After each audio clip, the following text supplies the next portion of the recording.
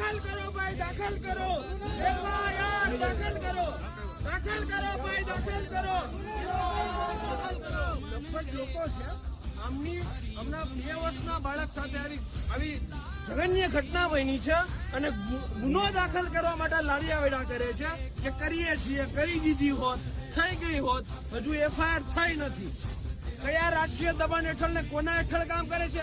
12 તારીખે આજથી થોડા દિવસ પહેલા જયારે રેલવેમાં ઢાંકણું ખુલ્લું હતું ત્યારે 105 સાપરાધ મનુષ્ય મુજબ રેલવે પોલીસે ગુનો દાખલ કર્યો છે.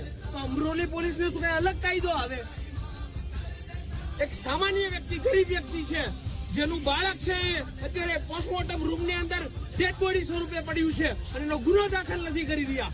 શરમથી ડૂબી મરવું જોઈએ. આપણા બાળકો શું આગમાં જલાઈને, પાણીમાં ડૂબીને, ગટરમાં પડીને મરવા માટે જ આપણા બાળકો જન્મે છે? પણ મને લાગે છે સુરતની જનતા અત્યારે નહીં જાગે.